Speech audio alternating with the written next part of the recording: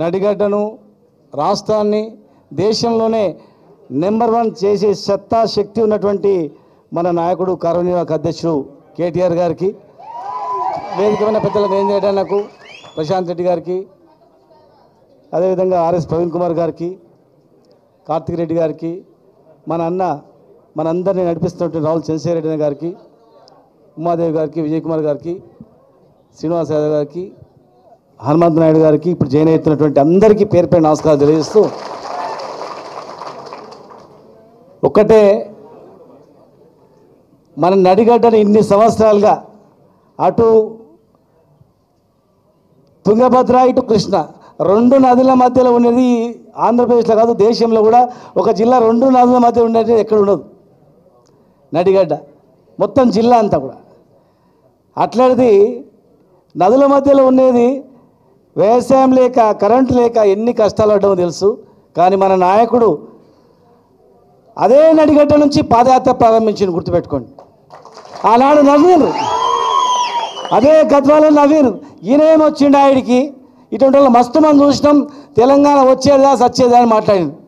కానీ తెలంగాణ తెచ్చిండు, అదే నడిగడ్డను సస్యశ్యామలం చేసిండు. మరి ఇవాళ ఎవరు ద్రోహం చేసిరో మీకు తెలుసు. పార్టీ ఇవాళ పరిస్థితి ఎవరైనా పోయిందా?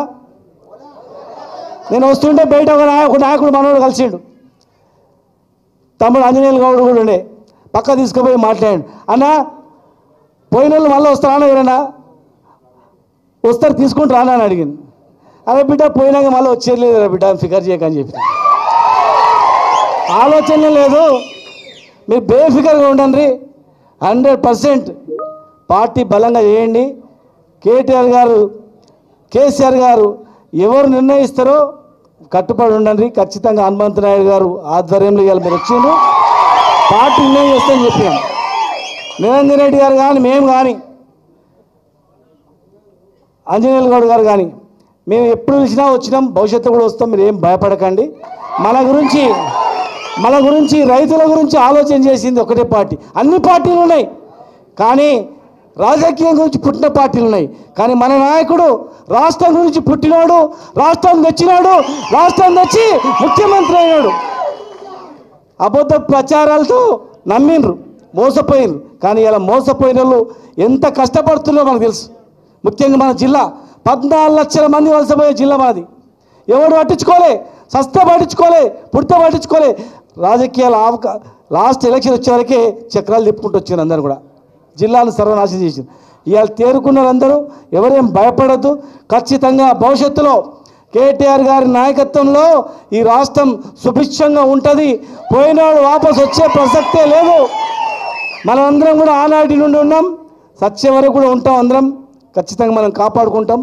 రేపు రాబోయే ఎలక్షన్లో ఏ ఎలక్షన్ పెట్టినా మనం వస్తే కనుక వాళ్ళు ఎలక్షన్లు పెడతలేరు, భయపడుతున్నారు. భయపడి రకరకాలుగా డ్రామాలు ఆడుతున్నారు, రకరకాలుగా డ్రామాలు ఆడిపిస్తున్నారు. ఏ ఆందోళన చెందాల్సిన పని లేదు. సైనికుల మన పార్టీ చాలా గట్టిగా ఉంది. కేసీఆర్ గారి గురించి ప్రాణాలు అర్పించడానికి లక్షలాది మంది సిద్ధంగా ఉన్నారు. ఉన్నారా లేదా? ఏ పోరాటంకైనా పిలిపిస్తే సిద్ధంగా ఉన్నారా లేదా? కొట్లాడడానికి సిద్ధంగా ఉన్నారా లేదా? కొట్టడానికి సిద్ధంగా ఉన్నారా లేదా? సావడానికి సిద్ధంగా ఉన్నారా లేదా? సంపడానికి సిద్ధంగా ఉన్నారా లేదా? గద్వాల పౌరుషం, నడిగడ్డ పౌరుషం ఖచ్చితంగా తొడగొట్టి సాడాల్సిన అవసరం ఉందని చెప్పి తెలియజేస్తూ, జై తెలంగాణ, జై కేసీఆర్, జై కేటీఆర్. ధన్యవాదాలు చిన్న. ఇంకో ముఖ్య నాయకుడు పాపం పార్టీ పెట్టినప్పటి నుంచి నిరంతరం కష్టపడుతున్నాడు పార్టీ కోసం, అంగడి బసవరాజు అన్న వారిని వేదిక మీదకి రామంటున్నా. అట్టనే పటేల్ జనార్దన్ రెడ్డి గారు ముఖ్య సీనియర్ జిల్లా ముఖ్య నాయకుడు, వారిని కూడా వేదిక పైకి రావాల్సిందా.